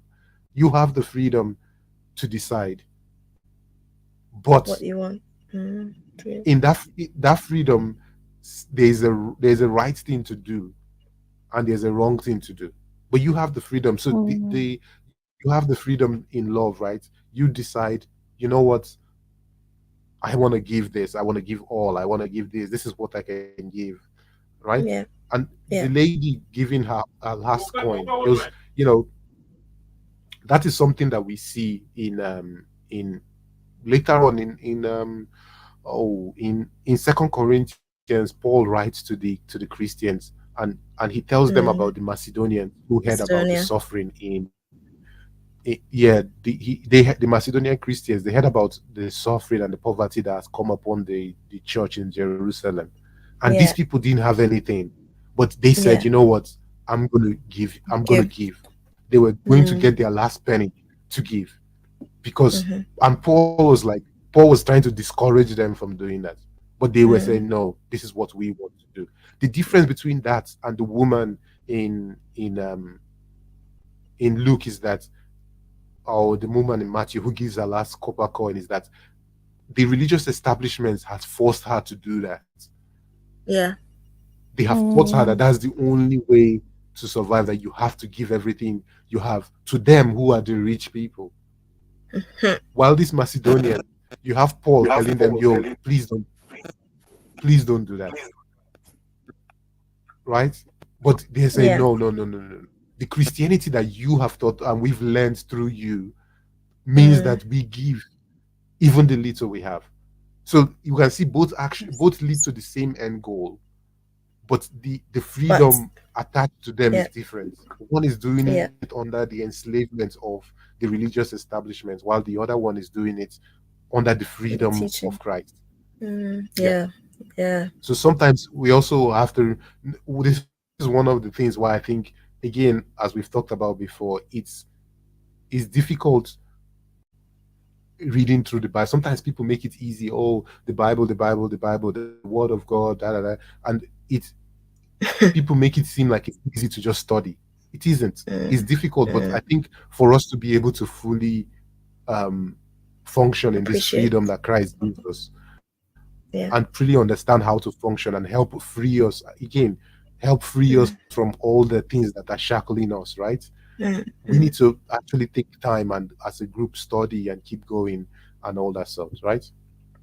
Yes. Cool. All right. Whew. Okay, I'll do the other two together so that um we don't spend too long and we get done. Whew. So I'll see how you guys agree with this one then. The second one is about so Jesus is told to throw the devil takes Jesus up to the temple. So at this point, the temple in Jerusalem is like the highest point in the whole, in the whole town. They don't have buildings that big. The temple is one of the biggest buildings in that part of the world. So takes Jesus to the top of the temple and says, if you're the son of God, throw yourself down and Mm, to mm, do that miracle. But Jesus says no. Do mm, not tempt the Lord your God, and tells the devil to get behind him. And the Grand Inquisitor here says that, you see, if Jesus did that, Jesus would have performed a miracle in front of everyone, the Pharisees and the this and the that. Like, and he basically says, look, human beings, we want, yes, we don't only want, yes, we need more than bread. We need other things as well to help us, to sustain us. But to get those things, we will follow the people who perform mysteries and perform miracles for us. Those are the people we will follow. If Jesus actually performed that miracle in full view of the temple, in front of the temple, all the people, the Pharisees, the Sadducees, the priests, if he did that, people would have flocked and followed him. If Jesus, when they were telling Jesus, Jesus was being mocked when he was on the cross, if you're really the Son of God, come off the cross. If Jesus did that, people will follow him because of his miracles. But he said Jesus didn't want to use his miracles to enslave people. He wanted them to fully choose. And he says, so the Grand Inquisitor argues that Jesus was wrong for that. We want mystery. We want mystery. We want people to do signs for us, and we want to be entertained, in a sense. Like, we need entertainment for our souls, and we need mysteries, we need miracles. And the church does its best to perform all these things for us at this point in time. I So agree. I'll just do. Sorry, Agreed. you agree with that? Okay. Do you want to add more meat to the bone? No, I think we just love the miracles. We love to be entertained. I think as humans we have a tendency to, again, it's a generalization. It's not everybody, it's not everywhere, but there seems to be a tendency to want to be, yeah, to want to see something supernatural beyond us and to follow and crave after that. I Hmm. feel like it's more so in a certain demographic of Christianity. So I'll say You think? the So you think so? African Caribbeans a bit more. Yeah, I feel like the entertainment aspect on like just the we want to see things tends to be more from that demographic. That's just my own observation more than the others. So that's the point where I would, for me, I think it's more widespread. So that one I don't think is so much like cultural or ethnic and confined. I Mm, think Hmm. that I personally experience where people want to see something big, something dramatic. People like a sense of mystery and yeah, I don't think it's necessarily, for me at least, I don't think it's necessarily confined to just like African Caribbean people. I think Oh people from yeah, all ethnicities are drawn to, oh, this is big, this is news, this is amazing. You know, like something's happening and it's dramatic, and I feel like people are drawn to that in yeah, I general. agree. I agree, but my observations were more so to do with the demographics of the church itself, and rather than just in general, like non-believers as well. But I see where you're coming from. Like, yes, everybody definitely likes to, like, magicians. Everybody's, whoa, how do Yeah. you do that? But I Mhm. just feel Yeah. like I've Like a observed show. from, Mhm. sorry, Yeah, we say we sorry. like a show. Oh yes, We yes, we like a definitely, show. Yeah. yes, we definitely like a show. And yeah, but I feel like more for the church point of view, from what I've noticed, I feel like maybe it's the way I was brought up, but I feel like certain churches, like the Afro-Caribbean churches, tend to hype that up a bit more in terms of performing like the miracle, so that people are like, whoa, this place is the place to go, man. Like, but that's just but I'm probably wrong. This is just what my experience has brought to my attention. But I agree with Trasan, like, yeah, Yeah, everybody I mean, definitely. I think again the point that you gave is like, okay, which people if you also look at okay, which people need miracles more, right? It's Yeah, people who are in the yeah, lower end of society. The people at the top, they don't need that, and they are going, as a whole, the whole world is going to we're entertaining. We've talked about this. We're entertaining ourselves to death, right? And there is a yeah, danger when the church wants to become part of that entertainment and using church and using miracles and mystery to become trees, part of that yeah, entertainment, right? We want to jump on any form of um, thing as okay, we talk, we want to raise people from the dead in church, right? Because mm, more people will mm, hear that and come to church, come exactly that, and yeah, and all that thing. Now again, this is the thing: Jesus did miracles, yeah, right? And those and miracles are yet, pointed out in the Bible. yeah, But again, there are still crucified him. situations where, again, if you remember, I think we are going to get to this in a few weeks, maybe the next session. Or one of the situation you find is that you remember when, if you guys remember the story clearly, when Jesus turns, does the miracle of feeding the thousands with bread and five loaves and two fishes and all that stuff. There are loads of Mhm. people who followed Jesus, and Jesus had to get away from them because Jesus will say, "You're only following." Jesus said to them, "You're only following me because I fed You you. brought food. Yeah. You're following me because of your stomach." And that Jesus didn't want that to be the case, right? He wanted people Mm, to follow him out of the freedom your heart. Mm, that their heart. That's why again, I think it's very important that sometimes we talk in our churches. Sometimes there are some places I've been to where it's almost as if the teachings of they don't emphasize more to the point. They don't emphasize the teachings of Jesus because sometimes they focus almost exclusively on just the miracles that Jesus did and talk about mm, spiritual things, which is fine, but they almost neglect the teachings of Jesus, which are very important as well, because Jesus wanted these teachings to become part of us and to take hold of us, right? There's Yeah. a preacher that we listened to, Mike taught the Transformation Church. He said that very same thing. He said in his research, a lot of preachers preach about Jesus, but they don't preach what Jesus preached. Fair. That's a very good point. mm, That's what people want to hear, I guess, because they want to hear, oh, you can do this, you can do that. I agree. Yeah, yeah. Because we we need to remember that what Jesus was talking about was important to Jesus. That's why he spent so much time. Look at the careful put together. We went through the Sermon on the Mount. How many weeks did it take us? How many sessions did it take us to go through the Sermon on the Mount? That took a long time. But you look at all the things that are covered inside of it, the depth to them, right? Mm, Um, mm, it is very important to Jesus, it's very important to the disciples, very important to the early church. That's why these documents survive. So these teachings are also important. When so we these things are important for us to be able to understand God's world and partner with God and choose the way God wants us to go, rather than uh, pick the other option which is available to us. Now, this Grand Inquisitor, he's not a very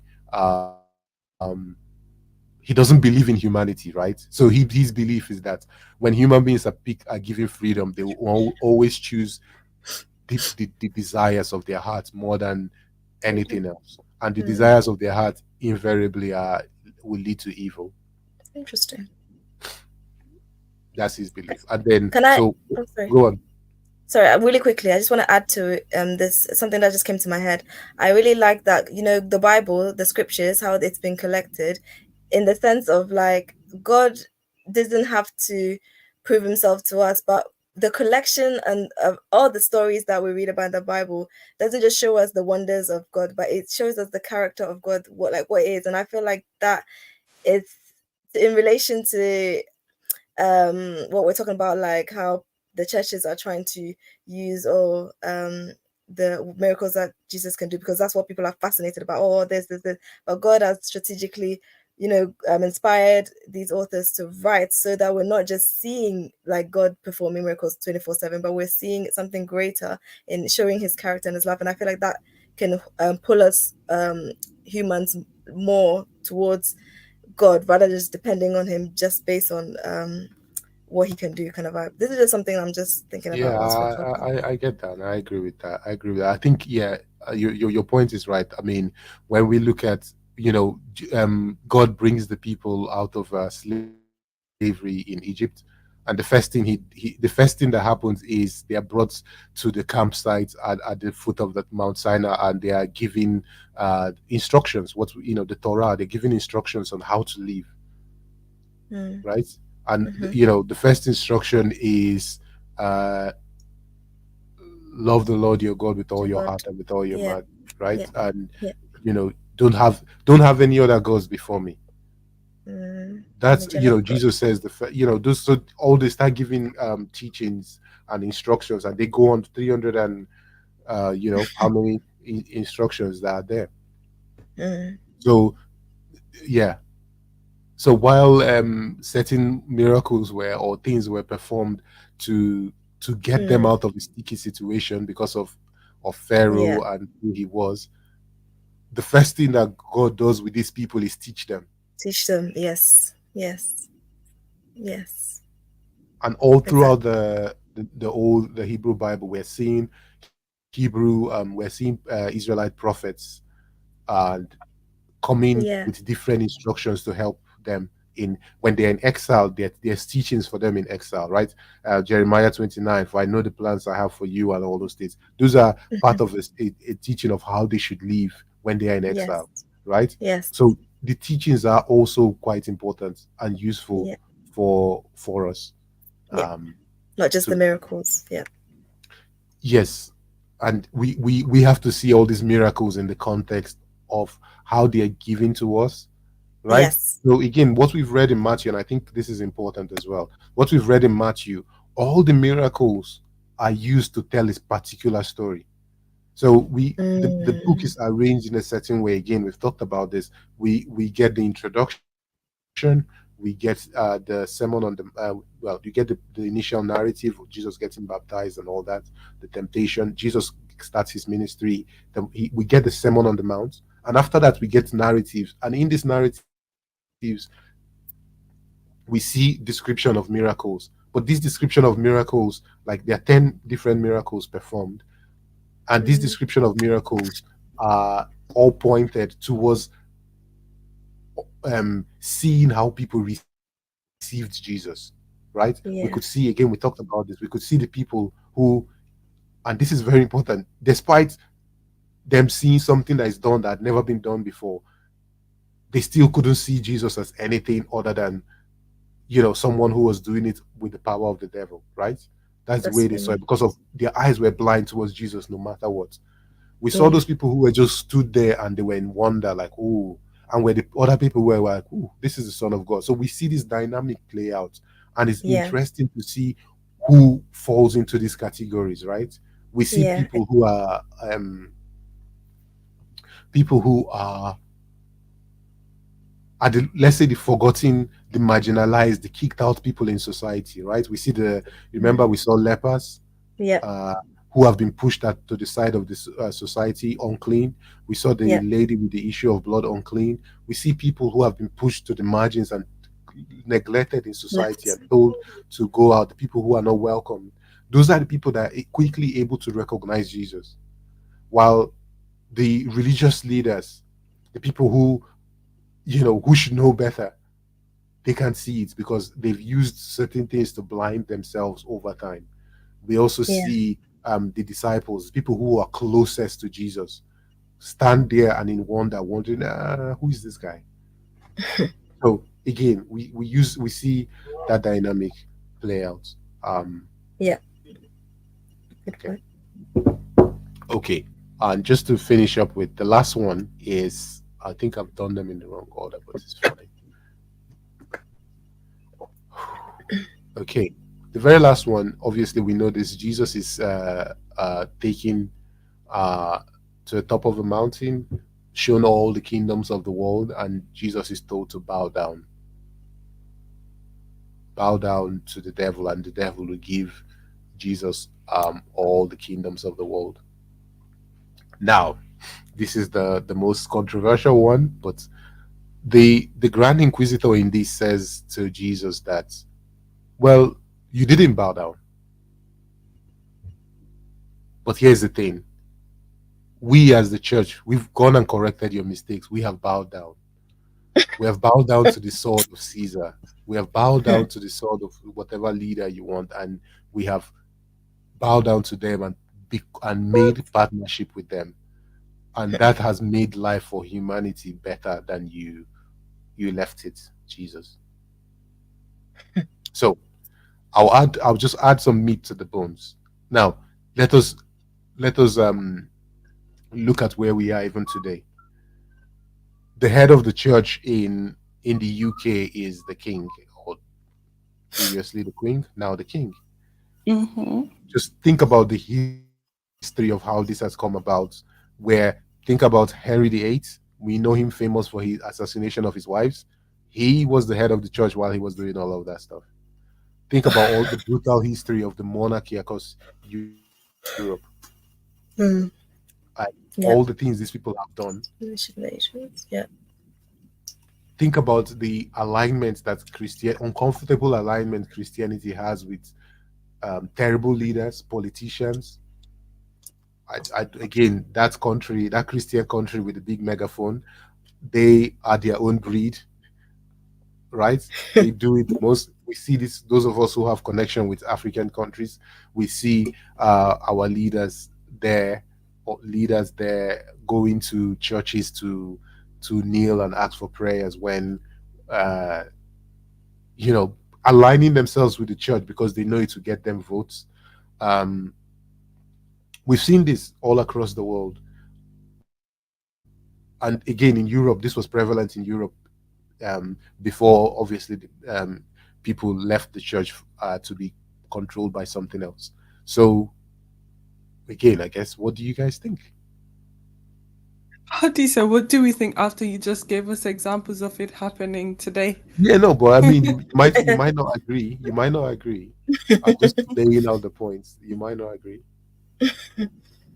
Mm.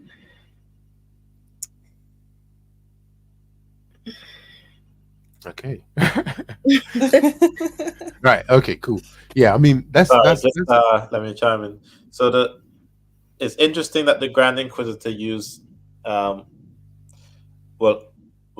last one when he said the devil was tempting Jesus to bow down to him, and he will give him the world, basically, right? Mhm. And then Grand Inquisitor is saying that we've corrected that, we've bowed down. Yeah. And so, I mean, in the previous two, the correction that the Grand Inquisitor spoke of were the complete opposite, right? The direct opposite of whatever Jesus did. Mhm. So, in effect, what he's saying is that that church has bowed down to the devil. Mm-hmm. Yeah. That's what he's saying all along, though. We've given That's nice. into the tempter, whether Yeah, it be like, we've given into the Yeah. tempter. Yeah. yeah, For the sake through of the all of people. this, for What? the For the, It sake of doesn't, the people. it doesn't so make any Because sense. and I feel how, like it's, I how think he's just saying, essentially, we don't believe that the way Jesus has done things is right. So Mm. even though the church is here saying that we're following Mm, Jesus, really we're doing the opposite of what Jesus did. just doing. Mm. Yeah. it's really interesting because that kind of goes in line with, and I can't remember the author, but another old book, and it's the author said society society is in a bad place when good is called wrong and wrong is right is called wrong and wrong is called right, and this is exactly what this Grand Inquisitor is doing. Is saying that the right that Jesus did Mm, is wrong, and the wrong mm, that they're doing is right, Mm-hmm. and it's But But it's here's the sad thing. that we see that Yeah. happening in our world today. He's Yeah. not just saying it and it's abstract. I think through this discussion, what we're realizing is that he's that's right. reality. Yeah. That's the Who, reality right who's now. right? Who's right? The Grand Inquisitor. Oh, I see. In terms of bringing to light the things that they've done, like the church has done, in place Yeah. of Jesus' teaching. Yeah, I agree. I agree. Yeah. Yeah. It's The, they have on a Yeah, I it's think like literally. it's sad, but it's true. another thing Quite here Literally. is true. that is also the reconfiguration. I think from there what you were saying about right and what when you call you call wrong right and you call right wrong, right? um I guess another thing here is like is even if you think about the context of the society we're even living in now is not just even calling wrong right, is changing, is basically throwing away what is wrong and right and saying everything Mm, is acceptable mm, as long as, right? So mhm, the Grand Inquisitor is essentially saying he's redefining what right and wrong is on their own terms. So mm, right and wrong is a situation where as long as man's needs are met, that's right. It doesn't matter. It doesn't matter how it is met, as long as it is met. Um, as we define we redefine what right and wrong means to be like the meeting of our needs and our desires, which in our world today, right, right and wrong essentially in a lot of circles is defined like that. As long as our desires are met, then it's right. Right? Everybody is defining their own version of what truth is now. And Mm, it's so like, no, but that doesn't make any sense. You can't have your own truth. yeah. There them- cannot be something that is just like, you understand, we are all human beings. You can't have your own truth. Now, while I'm not using it as a way to say, oh, some people should be treated bad, and no, but it's like there are truths, there are universal truths. Yeah. They are not religious truths, or they are not linked to religion. They're just universal truth because those are the way the world has been created, right? um we can't fight with them, right? The people that always say my truth and your truth and all those things, we're like, do you agree with gravity, the law of gravity? Do you have your own version of the law of gravity that you would like to um go and try out? mm. What, like the law of Yeah. gravity does not exist? Well, I mean, if your truth, the law of gravity is a truth that is Oh, established. that is there for everybody. Right, There's no, oh, my truth and your truth when it comes to the right, law of gravity, right? Or do right. you have your own version I of the see. law of gravity that you want to go and try out? You understand? So It's weird. we, Yeah. but what they do, and what the Grand Inquisitor, they redefine what good looks like. Now, this is what happened with um, communism with Nazism and fascism and a lot of capitalism as well. They redefine what good looks like, and then put that on the people and use means of control to get the people towards that, Yeah, I agree. right?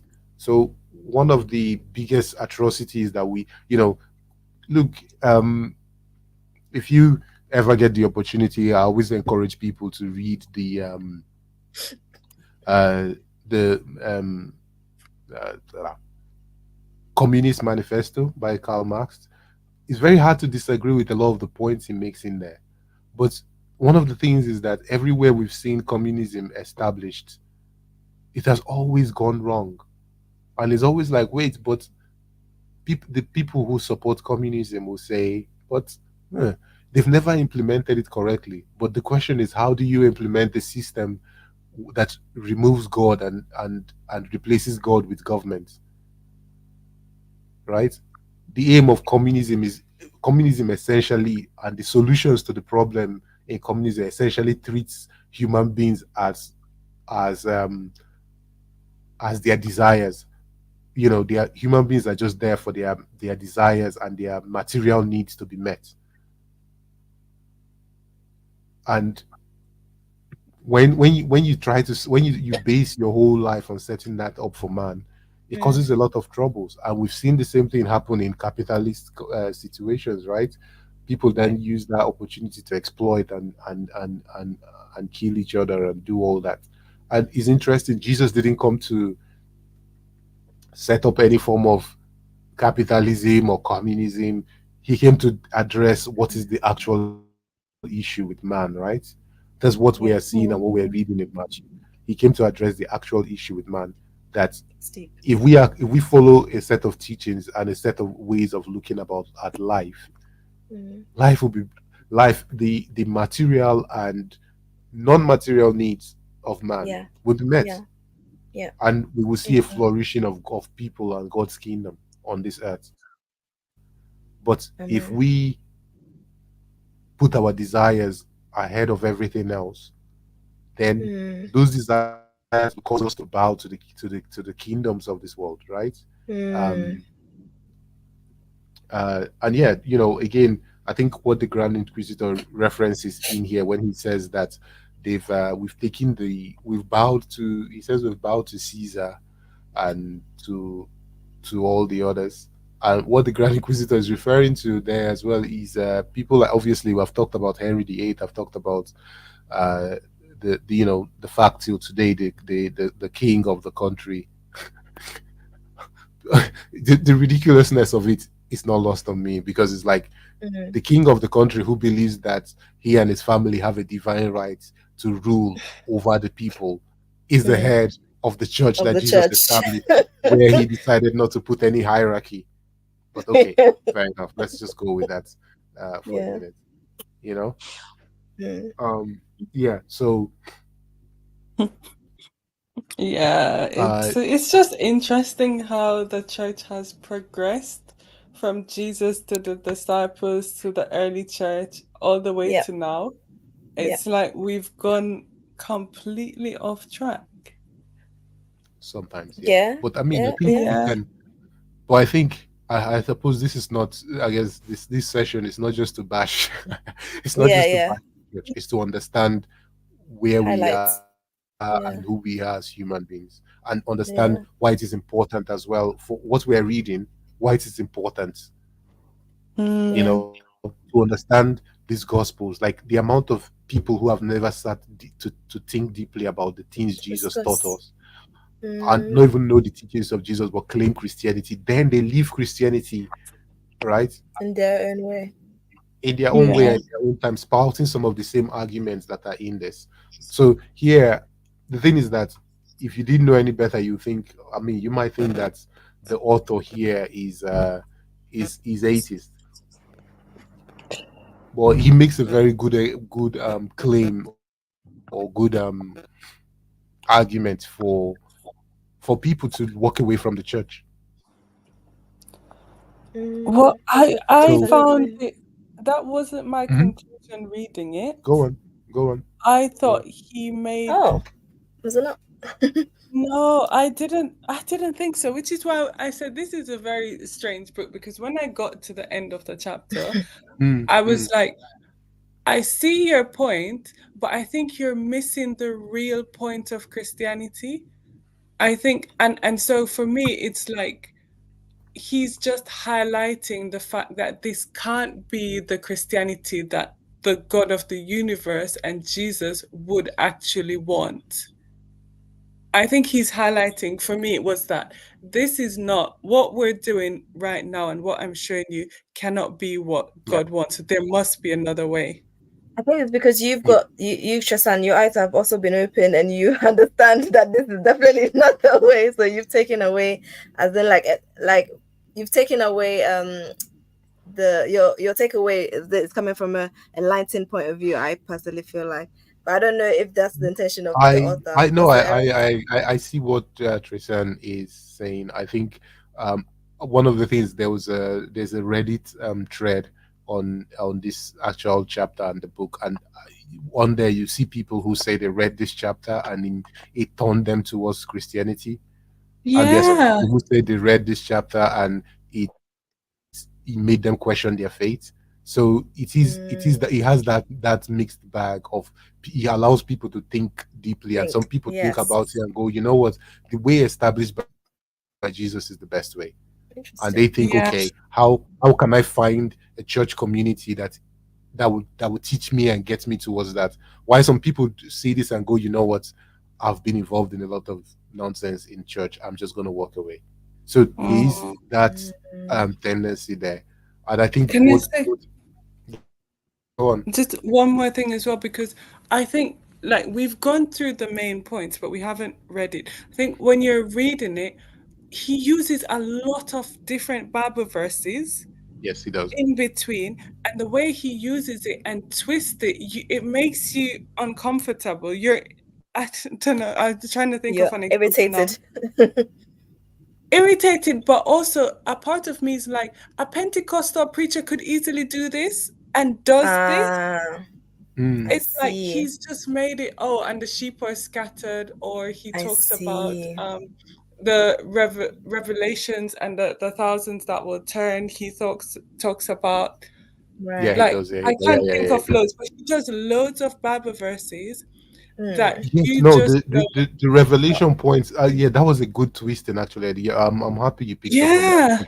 He says that in Revelation, there's a part of Revelation that says, like, that talks about the gathered church or the gathered army, but it's kind of the church of Christ, and he gives their number 144,000.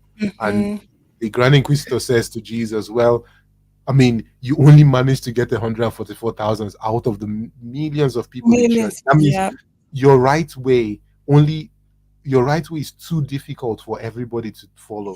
That only, even in that vision, only a small set of humanity were able to hang on to following your way till the end. The rest just couldn't. But we, the church, have created a way that we include everybody. Yes. Yeah. Interesting. Yeah. Whoa, and he talks about the weakness of humanity in such a way where it's like humans, I don't know how to say it, we're just craving after something. We just can't be trusted. We can't make our own decision, or we can't even decide. We want religion just because somebody else has religion, and a lot of people are having religion, so we go after that. It's not a sense of we're able to think for ourselves or reason for ourselves. Yeah. In the end, he basically says that he doesn't believe in God, even though he's one of the cardinals in the church. And he talks about, if had Jesus accepted the world and the purple robe of Caesar, you would have founded a universal kingdom that would have given men peace. This is interesting because one of the things Rome was famous for was a Pax Romana, that is the Roman peace, right? Rome brought peace, but through the sword, right? If you raised up in rebellion, they will come and slaughter all of you. So because of that, they managed to get peace to reign, because people were scared of being killed. The false peace, which is the false peace of war. Yeah. Which is, so when you read that, I think Yeah, you think, well, at least I thought, well, surely no, like, no, that is not peace. That's not the peace we want. So that can't yeah, be the world that will accept. yeah. Jesus's way So yeah, must be we better took, than this because this is not right. yeah, we took the way we sort of Caesar, and of course, in rejecting it, in taking it, rejected you and followed him. So again, Yeah. eh, so yeah, And no, maybe but it's I just mean, me, yeah. but I'm like, no, I don't want the sword of Caesar kind of peace. Wait, so Well, question. go Oh, sorry. go on. To those who have read it, is the Grand Inquisitor essentially saying that the church have taken matters into their own hand, Yes, and done essentially. things? Oh, I see. But then that doesn't still necessarily mean that even though the church has taken things to their own hands, that they've done the right thing. Because at the end, who's the So final judge? they basically God, the right? church has looked at the way Jesus established and said, no, Oh, I this will see. not work. We will do things our own Okay. way, right? Okay. Yeah. This Yeah. doesn't work. I We got will it. do things our own way Yeah. because this is too difficult. Human beings will always choose evil. So he has a low view of human beings. But I think the church, Christianity, and Jesus, and God, in when we read in Genesis, like everything God created, He looked at and said it was good, right? When God created humans, God looked at Yeah. humans, said, good, and blessed humans. So He looks Yeah. at humans from the Grand Inquisitor looks at humans from a um, negative point of view Bad. first, and but Yeah. Christianity and the Bible sees human beings as something worth more than just that, Good. not Mm, negative. Human beings mm, have the capability of good if they are taught the right way. mm. So Got ya. Got ya. Perspective is important. yeah, okay. So I guess we've kind of gone. I didn't expect we'll be able to go this long, but we've kind of gone long. And I guess what the I guess the most important thing, I guess, what do we take from this for ourselves? Let's just finish up with that quickly. What do we take from this? That Jesus's way is good and right, but if we're not diligent in following it, it's very easy to turn against it. That the church should also refocus their direction on Jesus's teachings and Mm, focus more on the basically the commandments of loving each other and loving God first over our mm. own desires and things like that. Yeah, fair, fair. Any more for any more? Um, Fantastic. And yeah, I mean that's cool. I feel like again um the work that I think one of the things for us, like in a lot of sense, we're a little bit disconnected from some of the church fathers and the writings of the early church and some of those things, and the yeah. hard just to see the hard work that they did in terms of walking through their transformation, learning everything that needed to be learned, and in much more difficult circumstances that we have. Right? We have all these books Mm, and all these writings. People didn't have this. A lot of them, a lot of people wonder why. A lot of these big churches, historic churches, have stained glass windows with iconography or drawings on them, and it's because like they had to do this to depict certain scenes in the Bible in drawing, because a lot of people couldn't read. So those images actually Oh. helped people understand what happened in those scenes. Do you understand? Mm. Because the images, the picture would tell a very good story, an easy story for them. So it's Mm. sometimes it's not just because they are idol worshippers, or some people they wanted to create. A lot of people couldn't read, and we have Bible on so many. We have access to so much stuff on our phones, and we Yes. don't, but we want to be entertained, right? I Yeah. yeah. I'll finish up with this on my own self as well. And I think all of us, we should be mindful and just learn, keep reading, keep studying, but also try to also examine ourselves and see the points where we are going after our own desires ahead of what God's way is. Yeah. When when Yeah. our desires lines up too much with the way of the world, do we stop and say, "Wait, hang on, am I actually going the right way here?" I think that's an important thing for us to think about as a church, as a person, as a community.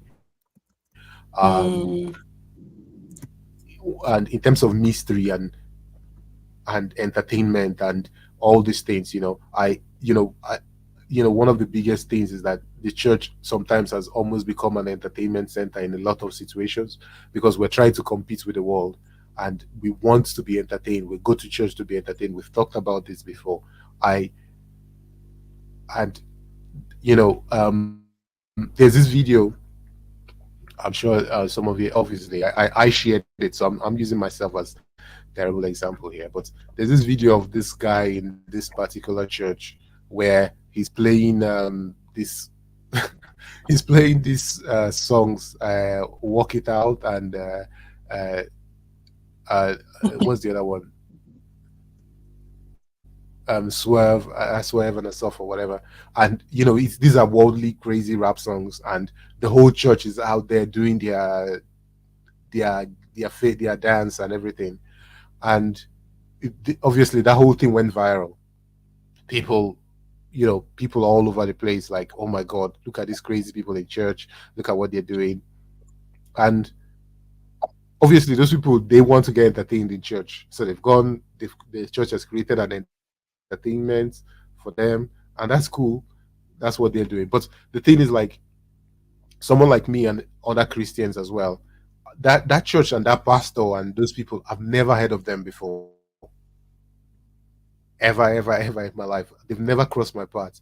But immediately they've done something